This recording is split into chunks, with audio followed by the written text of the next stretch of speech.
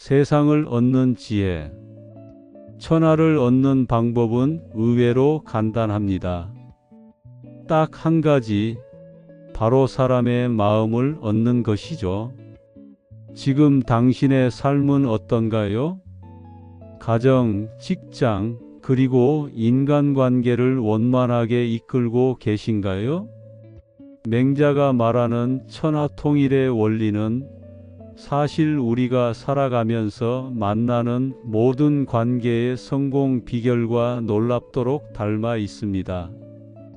오늘은 이 위대한 지혜를 통해 당신의 인생을 더욱 풍요롭게 만들 방법을 함께 찾아보겠습니다. 지금 왜 맹자의 말씀에 열광할까요? 맹자는 2300여 년 전 혼란의 시대였던 중국 전국시대에 살았던 사상가입니다. 수많은 나라가 서로 싸우고 힘의 논리가 지배하던 시대였죠. 이런 상황에서 맹자는 왕들에게 힘이 아닌 어진 정치로 천하를 다스려야 한다고 주장했습니다. 그런데 왜 이 고리타분해 보이는 옛 성현의 이야기가 지금 우리에게 필요한 걸까요? 맹자의 이야기는 단순히 옛날 역사 이야기가 아닙니다. 그의 사상은 거창한 천하통일을 넘어 우리가 매일 마주하는 작은 관계들, 가족과의 소통, 직장 동료와의 협력, 그리고 사회에서 인정받는 리더가 되는 비결을 담고 있습니다. 맹자는 인간의 본성을 깊이 이해하고 있었고, 그 마음을 움직이는 것이야말로 진정한 힘이라고 믿었습니다. 천하를 얻는 방법은 오직 인에 있습니다. 맹자는 왕에게 이렇게 말합니다. 힘이나 권력, 돈이 아니라 인, 즉 사랑과 배려의 마음으로 사람을 대하라고 조언합니다. 이 지혜는 거창한 천하통일뿐만 아니라 우리 삶의 모든 문제를 해결하는 열쇠가 될 수 있습니다. 자, 이제 그 구체적인 방법들을 하나씩 살펴보겠습니다. 맹자의 첫 번째 조언, 이로움을 묻지 마십시오. 맹자가 위나라의 양해왕을 처음 만났을 때 양해왕은 대뜸 이렇게 묻습니다. 어르신께서 천리길을 마다 않고 오셨으니 우리나라에 무슨 이로움을 주시겠습니까? 맹자가 살던 전국시대는 춘추시대에 이어진 극심한 혼란기였습니다. 주나라의 봉건 질서가 무너지고 수많은 제후국들이 생존을 위해 서로 치열하게 싸우던 시기였죠. 부국강병, 즉 나라를 부유하게 만들고 군사력을 강화하는 것이 유일한 목표가 되었습니다. 왕들은 더 많은 영토와 백성 그리고 재물을 얻기 위해 끊임없이 전쟁을 벌였고, 이를 위해서는 어떤 수단과 방법도 정당화되었습니다. 통치자들은 자신의 이익을 극대화해 줄 수 있는 유능한 인재를 찾았고, 인재들 역시 자신의 능력을 인정받아 부귀영화를 누리려 했습니다. 공자, 맹자와 같은 유학자들뿐만 아니라 법가, 도가 등 다양한 사상가들이 자신의 이론을 내세우며 왕들의 주목을 받으려 했던 것도 바로 이 때문입니다. 이러한 시대 분위기 속에서 양해왕이 맹자에게 어떻게 해야 나라가 이롭게 되겠느냐고 물었던 것은 너무나 당연한 일이었습니다. 그의 관심은 오직 나라의 부강이었고, 이를 위해 맹자의 지혜를 구한 것이죠. 하지만 맹자는 왕의 질문에 단호히 대답합니다. 왕께서는 어찌 이로움을 말씀하십니까? 오직 인과 의가 있을 뿐입니다. 이 대답은 단순히 왕의 질문을 회피하는 것이 아니었습니다. 맹자는 눈앞에 이익만을 쫓는 세상의 풍조를 비판하며 진정한 국가의 부강은 백성을 사랑하는 마음인 인과 올바른 행동인 의에서 나온다고 역설한 것입니다. 그는 왕이 인과 의를 바탕으로 백성을 다스리면 백성들이 스스로 따르게 되고 자연스럽게 나라가 부강해져 천하의 인재들이 몰려들 것이라고 강조했습니다. 맹자에게 인재를 얻는 방법은 결코 단순한 기술이나 처세술이 아니었고 인과 의라는 근본적인 가치를 실현하는 과정이었던 것입니다. 이 대목은 우리에게도 큰 울림을 줍니다. 여러분은 살면서 얼마나 많은 것들을 나에게 이익이 되는가라는 기준으로 판단하고 있나요? 친구를 만날 때, 직장에서 업무를 할 때, 심지어 가족에게도 우리는 무의식적으로 이익을 따지곤 합니다. 하지만 이익만을 쫓는 삶은 결국 모든 관계를 갉아먹습니다. 맹자는 말합니다. 왕이 어떻게 내 나라를 이롭게 할까만 생각하면 신하들은 어떻게 내 집안을 이롭게 할까를 생각하고 백성은 어떻게 나 자신을 이롭게 할까만 생각하게 됩니다. 이렇게 이익만 추구하는 사회는 서로를 의심하고 경쟁하며 결국 무너질 수밖에 없습니다. 진정한 리더는 눈앞의 이익이 아닌 더 큰 가치를 추구합니다. 가족을 대할 때도 이것이 나에게 이득이 될까가 아니라 어떻게 하면 우리 모두가 행복해질까를 생각하는 마음. 이것이 바로 맹자가 말하는 인과 의의 시작입니다. 당신의 삶에서 이익 대신 가치를 선택하는 순간 놀라운 변화가 시작될 것입니다. 그럼 사람의 마음을 얻는 세 가지 방법을 알아봅시다. 맹자는 양해왕에게 직접적인 천하통일의 방법을 제시합니다. 그 핵심은 바로 사람의 마음을 얻는 것이었습니다. 이 원리는 왕뿐만 아니라 한 가정의 가장, 한 직장의 리더, 그리고 사회 구성원인 우리 모두에게 적용됩니다. 첫째, 왕도 정치로 백성을 보살피라. 맹자는 왕도 정치를 강조했습니다. 이는 힘으로 억누르는 패도 정치와 반대되는 개념입니다. 왕도 정치의 핵심은 백성들을 진심으로 생각하고 그들의 삶을 풍요롭게 만들어주는 것입니다. 맹자는 구체적으로 다음과 같은 것들을 제시합니다. 백성들이 최소한의 의식주를 해결할 수 있도록 도와야 합니다. 농사지을 땅을 나눠주고 세금을 가볍게 하며 교육의 기회를 제공하는 것이죠. 왕이 백성의 고통을 자신의 고통처럼 여기는 측은지심을 가져야 합니다. 전쟁으로 백성이 죽어가는 것을 보고 안타까워하는 마음이 바로 왕도 정치의 시작입니다. 맹자가 제시해 준 것들을 우리의 삶에 적용해 볼까요? 당신이 어떤 조직의 리더라면 단순히 성과만을 강요하는 것이 아니라 구성원들의 어려움에 공감하고 그들이 마음 편히 일할 수 있는 환경을 만들어주는 것이 중요합니다. 가족에게도 마찬가지입니다.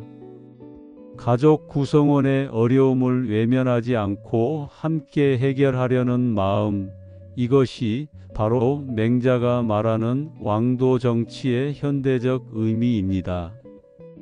둘째, 호학으로 사람을 이끌라. 양해왕이 맹자에게 전쟁에서 계속 패배하는 이유를 묻자 맹자는 비유를 들어 설명합니다. 만약 전쟁터에서 병사들이 도망쳤는데 한 명은 50보를 도망치고 다른 한 명은 100보를 도망쳤다면 100보 도망친 병사가 50보 도망친 병사를 비웃을 수 있겠습니까?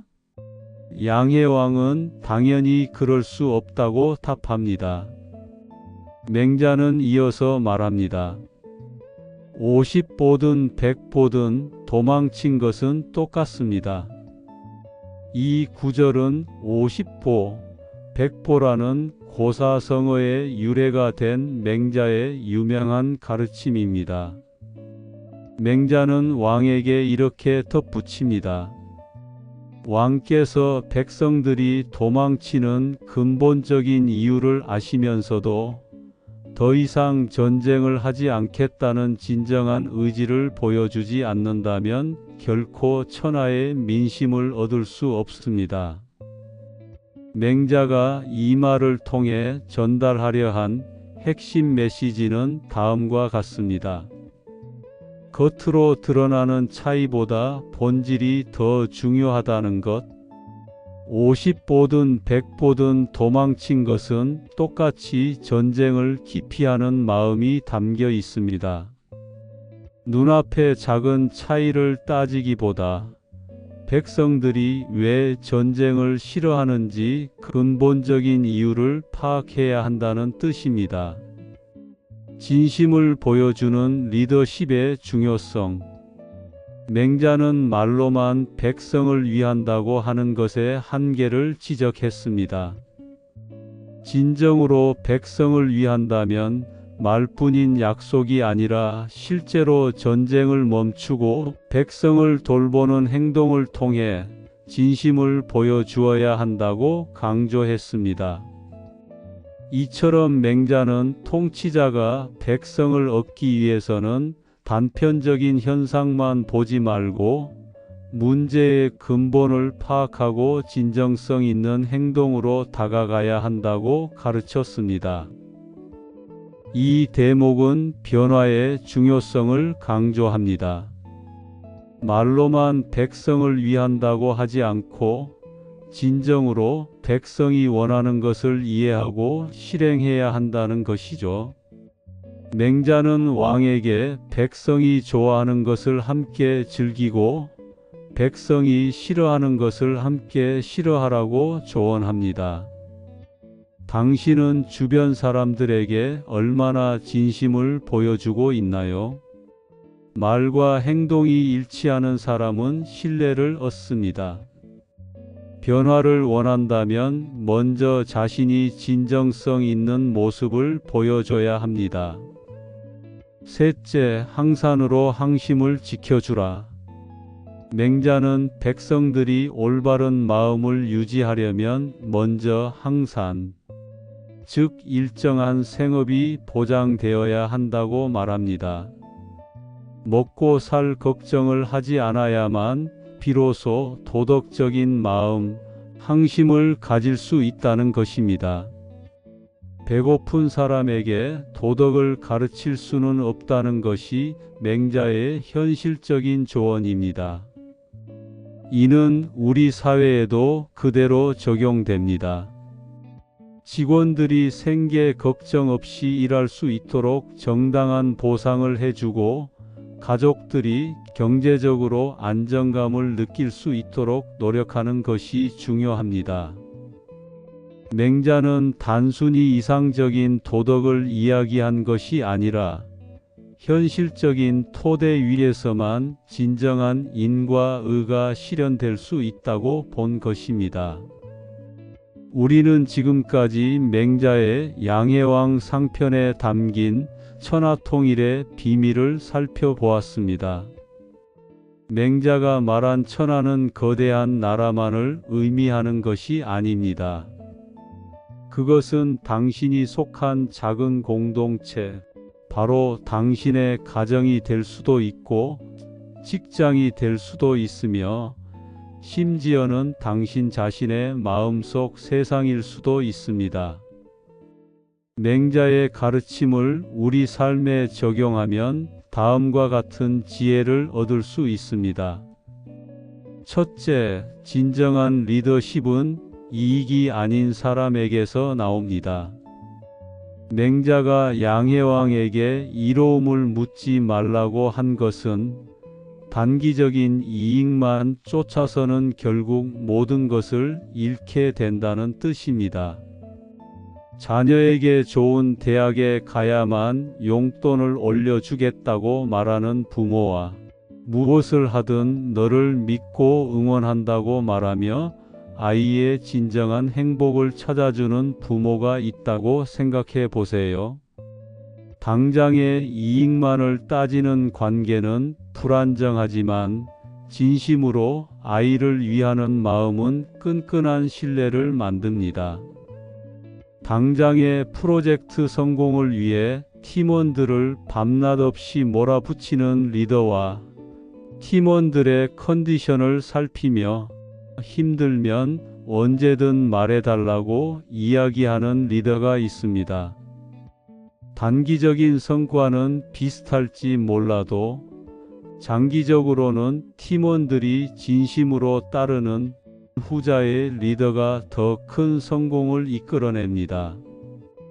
둘째, 사람의 마음을 얻는 유일한 방법은 진심과 공감입니다. 맹자가 말한 왕도 정치의 핵심은 바로 백성의 고통을 외면하지 않는 측은지심입니다. 친구가 힘든 일을 겪고 있을 때 그건 네가 이렇게 해서 그래라며 조언부터 늘어놓는 사람보다는 얼마나 힘들었니라며 말없이 옆에 있어주는 사람이 더 깊은 관계를 맺습니다. 이처럼 진심으로 상대의 감정에 공감하는 태도가 바로 맹자가 말하는 인의 시작입니다.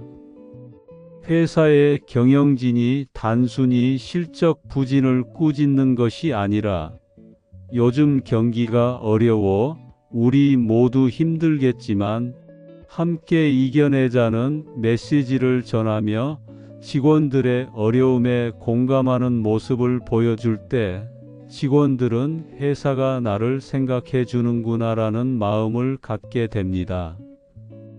셋째, 올바른 마음은 안정적인 삶의 토대 위에서만 자라납니다. 경제적으로 어려움을 겪는 사람이 당장 눈앞의 생계를 걱정하는 상황에서 타인을 배려하거나 봉사하는 것은 현실적으로 어렵습니다. 자신의 삶이 안정되어야만 비로소 다른 사람을 돌아볼 여유가 생기는 것입니다. 기업이 직원들에게 정당한 임금을 지급하고 안정적인 근무 환경을 제공하는 것은 단순히 법적 의무를 넘어섭니다. 이는 직원들이 생계 걱정 없이 일에 집중하고 더 나아가 사회에 긍정적인 영향을 미칠 수 있는 항심을 갖도록 돕는 중요한 과정입니다. 이 모든 것은 결국 인이라는 한 글자로 귀결됩니다. 사람에 대한 깊은 사랑과 배려. 이것이 바로 맹자가 말하는 세상을 얻는 지혜입니다. 천하통일, 즉 당신의 삶을 원하는 방향으로 이끌고 사람들에게 존경받는 리더가 되는 비결은 멀리 있지 않습니다. 나부터 진정한 인을 실천할 때 우리는 비로소 세상을 얻는 가장 확실한 길을 걷게 될 것입니다. 오늘부터 당신 주변의 사람들에게 진심을 다하는 작은 행동부터 시작해 보세요. 지혜 갑부가 응원하겠습니다.